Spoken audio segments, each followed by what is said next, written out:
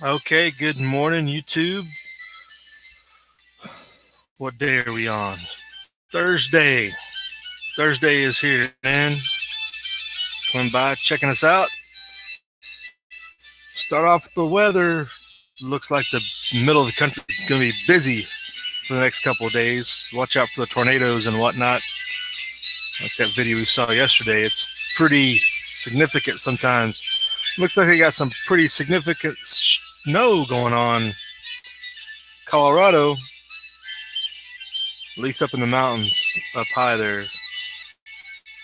So if you don't have your rain jacket, umbrella, break it out.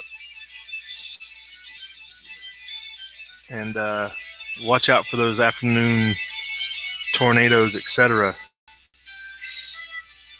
Weather side, well, this was kind of a surprising article coming out of India. A dust storm kills at least 90 and injures 160, and associated rain, I guess. I've been in some dust storms and some whatnot, but I've never heard of people getting killed out of it. I guess some hotels are blowing on light. You can see the video here, so it's a pretty crazy situation there.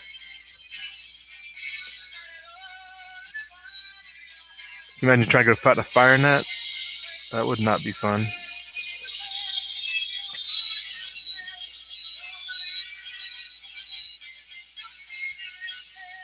Okay, we have those big haboobs and stuff in Arizona. We have dust storms up here.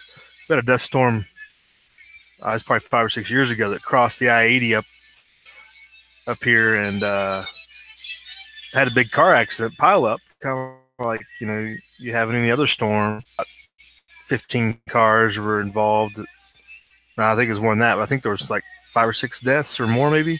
Mass casualty, though, like dozens and dozens of casualties out in the middle of nowhere they had to deal with.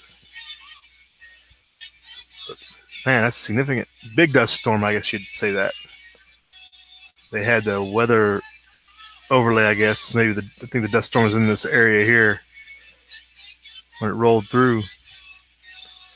Crazy stuff. Hey, what's going on out in the side chat? Jay Sparks, how you doing this morning? Enjoying your summer? You can do it. Good morning. How you doing? Staying motivated? Now that winter seems to finally be gone out there, East and Midwest were like getting brutalized there the whole month of March, part of April. Yeah, you guys are having a rough time. And Stan, how you doing? How's Canada this morning?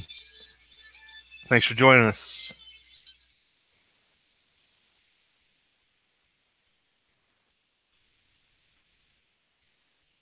So moving on out of the weather, we have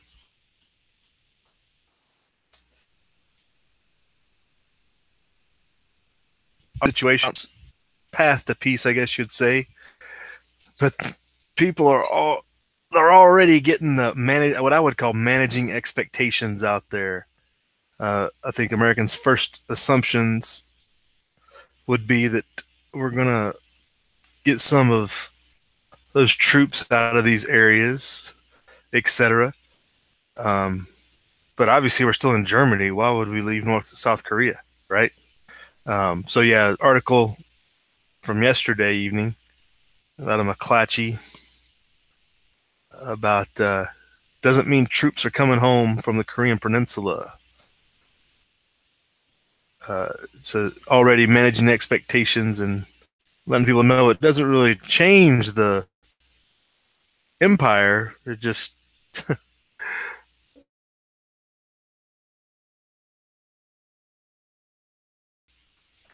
the Pentagon says it's too soon to consider withdrawing U.S. troops, even as the two countries discuss ending the war that has been stalemated for almost 70 years. Probably a better idea would be to decommission those units and bring the troops home. Because you move them, you got to put them somewhere. There ain't no like space. So unless you like open up a already closed. It's 25,000 troops we're talking about.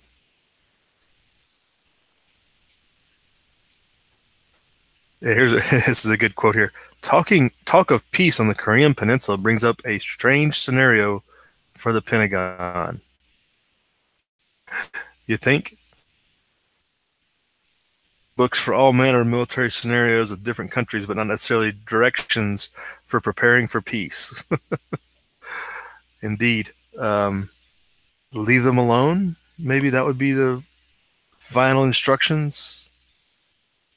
You know, instructions on how to go home. Obviously, we haven't done that in 100 years. Literally, World War One, the last time we really came home from a war. Think about that for a minute. So yes, before the Pentagon was created, is the last time that we actually came home from a war. So yeah, they don't know how to do it. I get it, I guess. It would be hard when you don't have written instructions.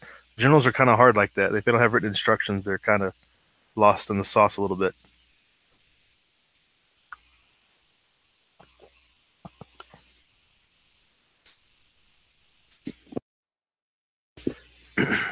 Hey, Long, good morning. You got some rain, watch out.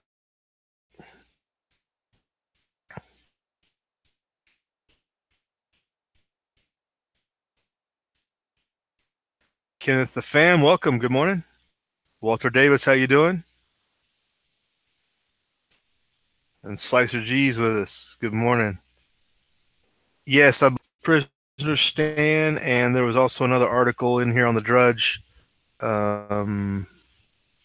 about 3 to be released fairly soon to unbrainwash the ones that they convinced to say so many years ago. So here's a article, Stan. 3 American detainees in North Korea set for release. So yeah, I think that's all going along as planned. We'll link this below as well for everybody's reading enjoyment. But moving on down here about no troops coming home. Everybody's all surprised and aghast at, like, how do we do this? We've never done this before. I would call that incompetence to a large degree.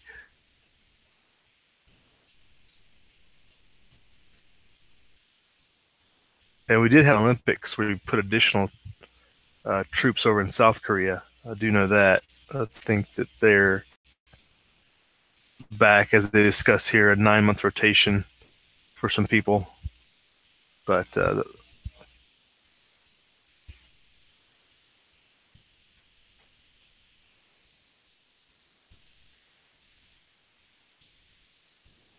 so Carpenter, this military strategist on reducing, as they say, reducing the military footprint on the Korean Peninsula, Carpenter said, it's costly and also involves a lot of ground forces that could be freed up for other operations or brought home. Again, if you decommission them, you cut the cost right there.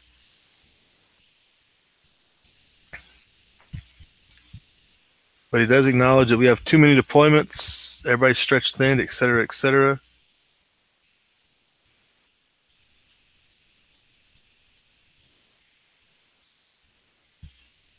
So this will be in your description box below. I think it's the first link. I'm going to check that out.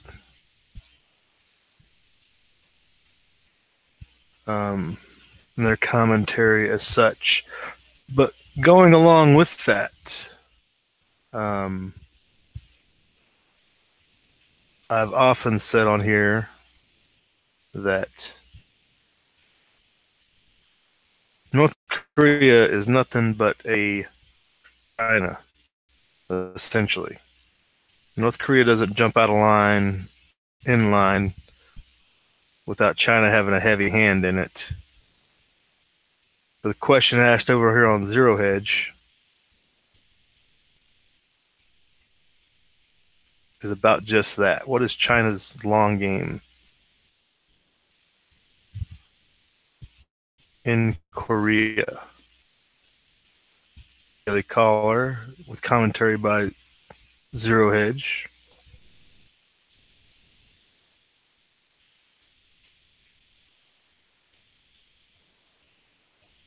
Let me get these links down in the description box over there.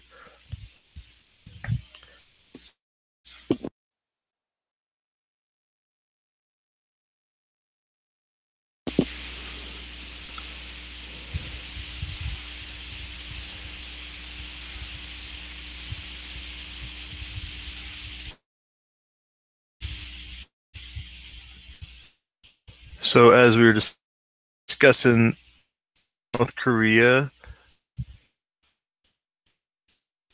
so they start off with one of the chief causes of the Korean War was a perception by North Korea, China, and the Soviet Union that the Korean Peninsula was outside the U.S. defense perimeter.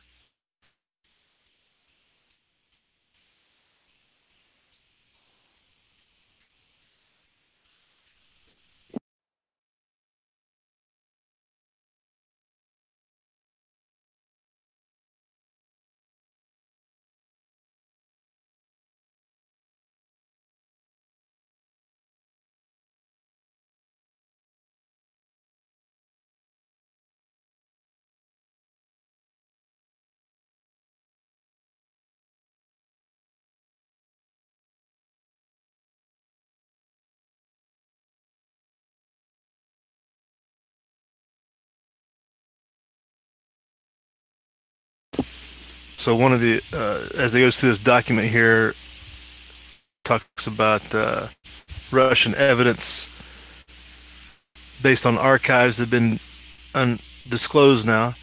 Because U.S. troops have been withdrawn from the Korean Peninsula in '49, the reasoning behind the North Korean invasion that the Soviets argued it would be a decisive surprise attack and war would be won in 3 days. That sounds familiar, doesn't it? And then to participate.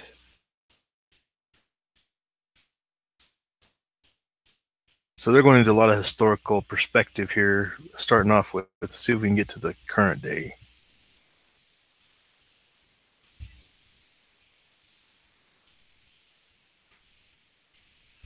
Whoa.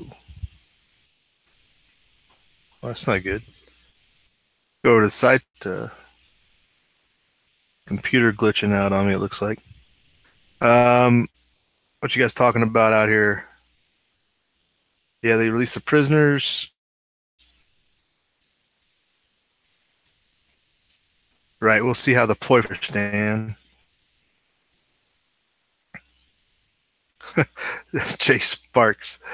Trump will make America with a soldier on every corner. That's where they want to go.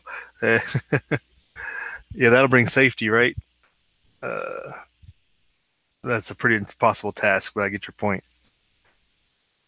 A.M. Harrison, good morning. What's going on? Yeah, you could do it. Yeah, that video from yesterday, that's a wild horse. Yep.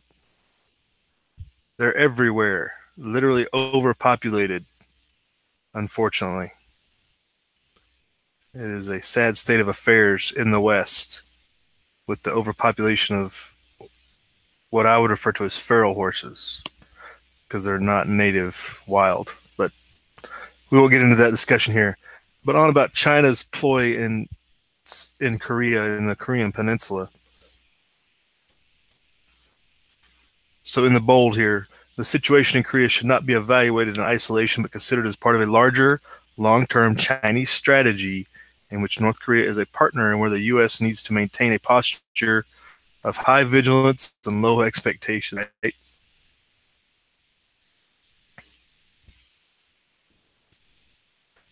That's the way they end this article. There's different links inside here about 4 different connections and links and references. But with you got China, the South China Sea, obviously, Korea's always been a battleground for centuries. When you talk about China trying to expand in the Pacific and invasion of Japan and Japan invading Korea and back and forth. It's long been a crossing ground. It's kind of like the kind of like Germany in a lot of respects. It was never able to maintain its own sovereignty much because everybody around it kept trying to invade through it.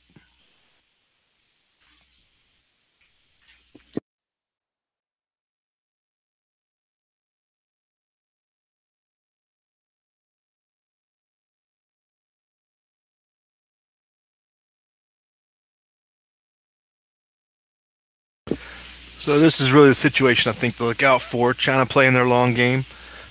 Obviously, they held North Korea together this long to be as a check against us for this long, while they tried to maneuver elsewhere. So we'll see how the maneuver works now for China in the region. But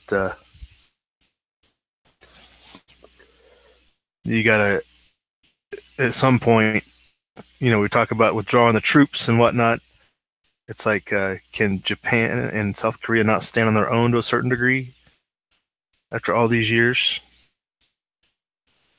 Are they going to have always Big Brother there to hold their hand through everything, which is kind of the situation seems like everywhere in the world. Nobody can stand up for themselves. So that's on that. Again, links below. Yeah, you can do it. I don't wish you do see that in Pennsylvania, no doubt. I wouldn't. Stan, I wouldn't recommend trying to tame a moose. That's just me. That's a whole another level. Yeah, the BLM is the biggest problem with the horses. If the states were left to solve their own problems, we'd probably be able to solve the problem. Problems can't be solved in DC, especially with wild horses. I think we know that. It's a big fiasco. There's an article just the other day about BLM spending basically 60% of their budget just to house when they capture so many horses, just to house them. That's 60% of their budget that they use on the horses, not all the other management activity, sterilization of it's out of control, and nobody wants to make the hard decisions or the economical ones in that matter. If you ask me, you could sell the horses to France and make quite a big deal on it.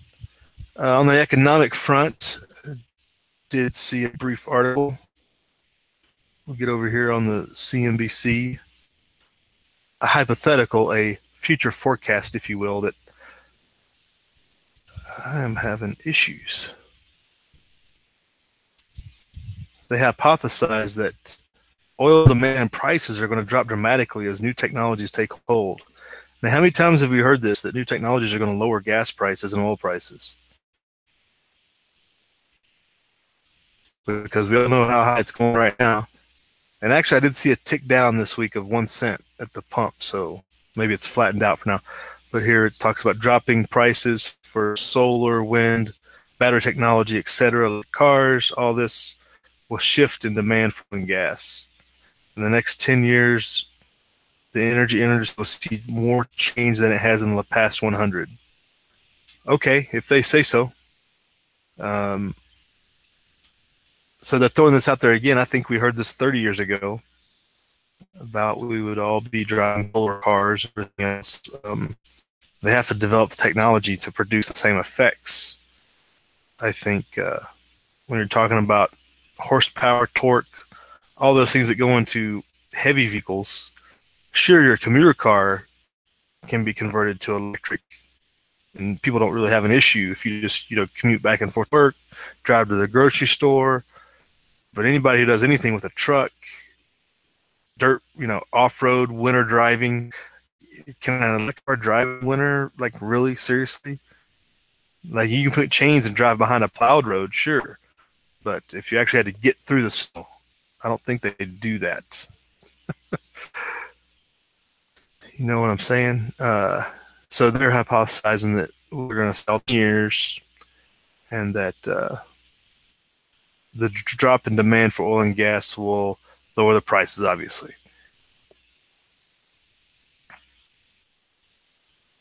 Which they interestingly coincide with. We recently became the largest producer of oil and gas, as we discussed a couple weeks ago. Environmentalism.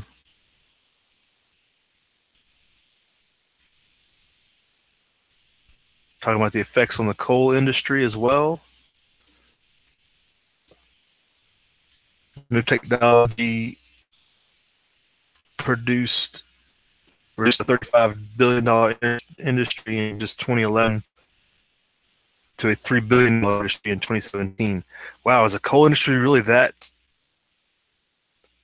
So it's saying here the coal industry was a $35 billion industry in 2011, has dropped to $3 billion in 2017. Is West Virginia falling? I mean, that would like collapse West Virginia. I don't know how they would survive that. And large parts of Western Virginia, Pennsylvania, Southern Ohio, places like that. I had not heard that number. That's crazy. They need to open up some more coal places. That's gonna has severe effects. Going back in the side chat. What are the ads on Zero Head? Come on. It's always random. Don't assume anything. What was over there? I'm not sure what you're laughing at. Yeah, it's got Jeep parts, of course. What else would it have?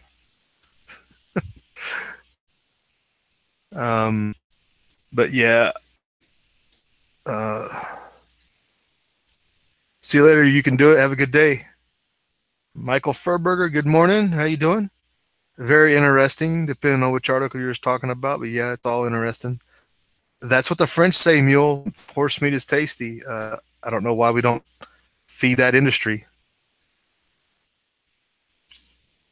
Well, Sparks, the horses are hurting wildlife, actual, real deer populations, all the other wildlife that could be in the area that aren't because they're forced out by tens of thousands, literally, feral animals. It'd be the equivalent of dogs, wild dogs, feral dogs and stuff like that.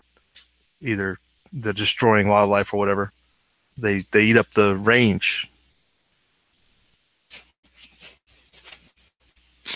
Because they're not managed. They're not kept in check. Like cattle are allowed to graze as part of grazing rights, but yet horses are unchecked. They go wherever and whenever they want. There's no check on them because they're federally controlled, and the feds can't control them.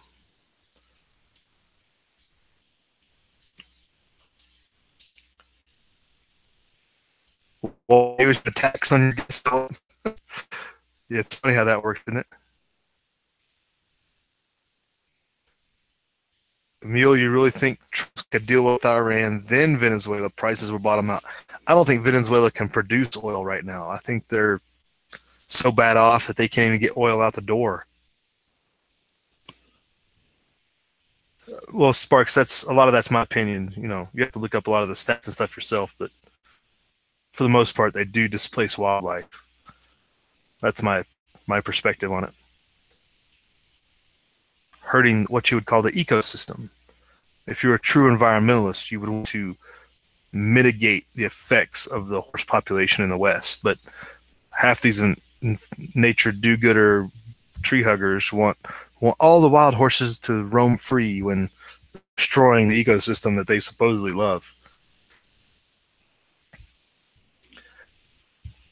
So yeah, supposedly going to have a drastic drop in oil prices. We'll see how that shakes out in the long run. But I can't imagine the oil industry being a tenth of what it is today and in 10 years from now, which is what they make the coal correlation when you go from 35 billion to 3 billion. Like, that's a huge, basically slashing an industry to nothing. If oil did that, I don't know how it could be replaced in 10 years that quickly. But still to be determined, I guess. So that's down there for you. And we're getting close to we're past the 10-minute mark here. I did have a check-in with our South African water situation. I shared a couple of videos over on the G Plus of a kid who was visiting South Africa, and they did very good videos on the water situation without all the hoopla, and he had some first-hand accounts with his family down there, so it was a really good perspective. I'll put those in the links below. I'll put one of those in the links below, and you can check it out. But he's from Europe, and he visited his family down there in South Africa, and he was talking about the water situation and what they were doing to mitigate it, and some of the a little bit of the politics behind it, but not too much. But it was really much better third-party perspective than you get in a lot of these articles. This is from yesterday, and this is Africa.com, allafrica.com. So they're having problems, obviously. And the president resigned over this last month or so ago. The lack of water. This will be in the. They're talking about some of the plants are going to come online, one next month, and then I think another couple more the next couple of years, but it's not nearly enough to replace the water that they need.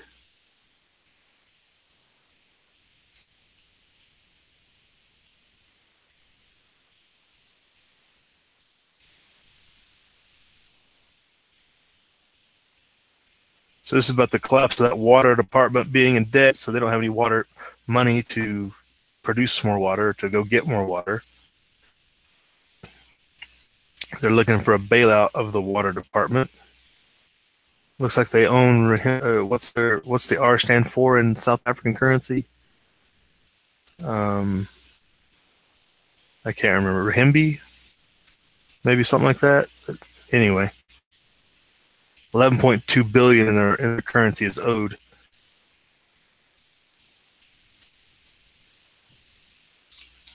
And then they break it down a little bit, so they're bankrupt on top of not being able to produce water. Probably because they, typical government, they don't raise prices as they should with principles. So that goes on down that article. And finally, we also had one over here from, this is out of KTLA actually, and this was also mirrored from CNN and places like that. I think they're talking about, we've heard this, I don't know how many times in various different situations, about bringing an iceberg in to solve water crisis. Seems like every third year or something, somebody talks about bringing an iceberg to solve somebody's water situation. And they're throwing that out there again for South Africa, which is fairly close to the Antarctica, so wouldn't have far to go. It's a lot better idea than you hear some of these ideas of bringing icebergs down to Central America and places that need fresh water or whatever. So they're floating that out there. And they talk about here that currently the water limits, if you hadn't heard, it's 50 liters a day per person,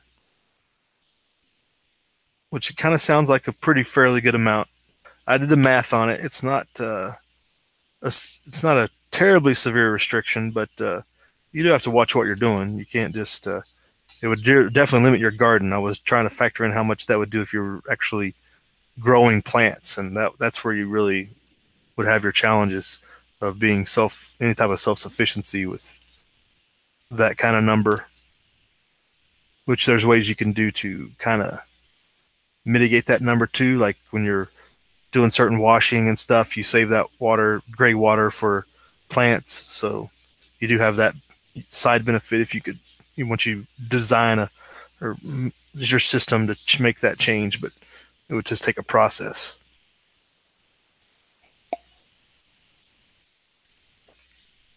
So they want to tow a iceberg to the coast of Cape Town where it would melt into usable water.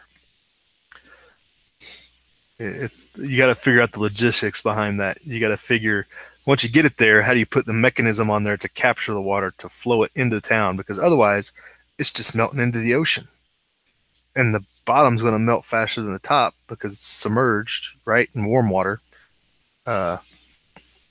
Call me crazy. I don't know how that would work out so well, unless you brought it in, broke it down, like broke all the chunks off of it, took them inland into a place, maybe have a storage refrigerated warehouse, and then captured the water there instead of letting it sit out in the ocean and lose more water. But Here, the number: a single iceberg weighing about 70,000 tons would be enough to provide nearly 150 million liters of water per day for a year. So that is a lot of water you can get out of an iceberg if you can capture it, though. So one iceberg a year is what Cape Town needs.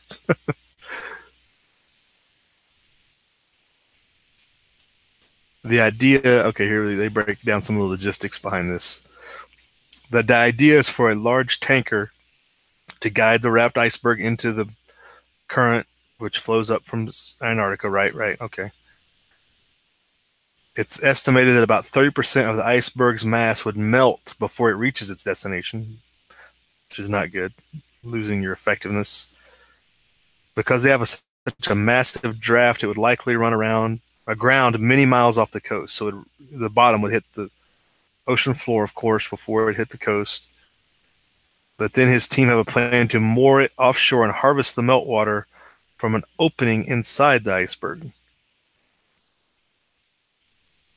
Fortunately, the ice is pure water and require minimal processing for being delivered.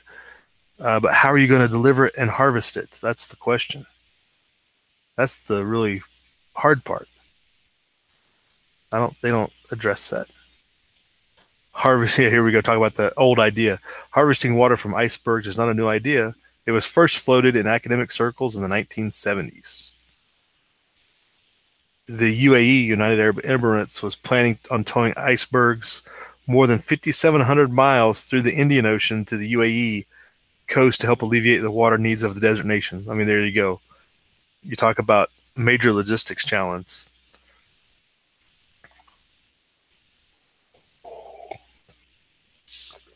Because that hasn't happened yet either.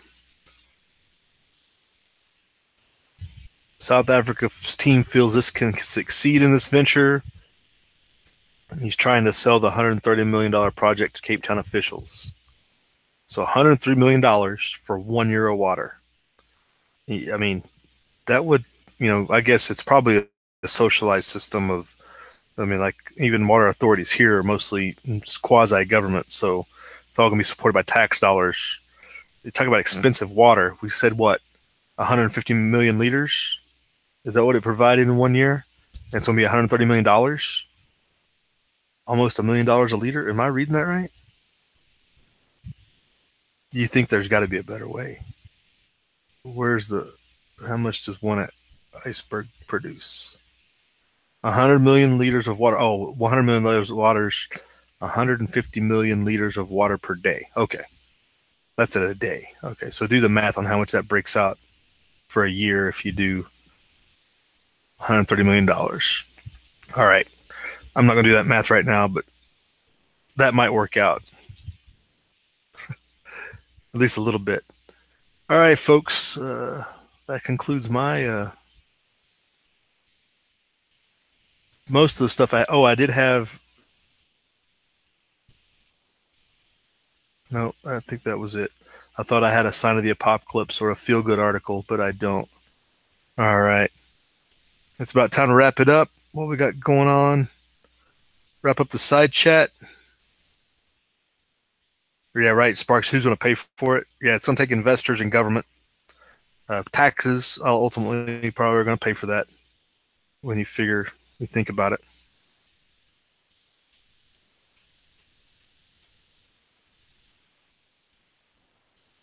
Yeah, you think the Chinese are going to swoop in and save the day, Mule? That's possible. That would be a large expansion of China's sphere of influence, though. They want to lock down Southeast Asia before they move down to South Africa, I think. But they got their fingers in South America pretty good already. But mostly just good relationships and port sharing and stuff like that.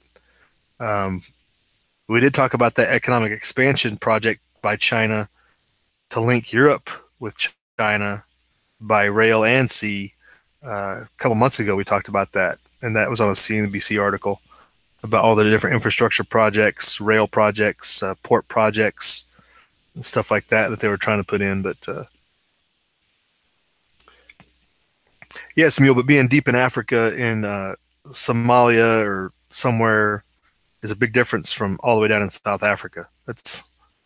It's like Canada, the difference between Canada and Honduras. There's a long way between them. But of course, China still owns the Panama Canal, right?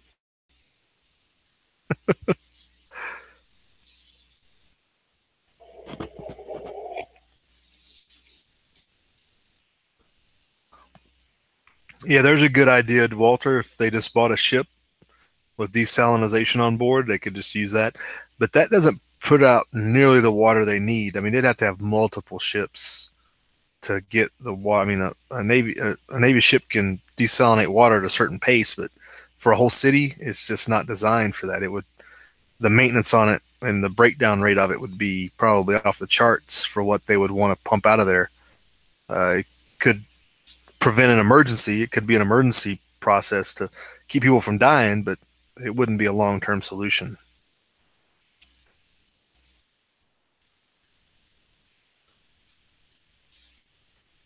And they are building desalination plants. Like I said, they have one opening next month, and they got a couple other projects, but they're just the ways out in the interim.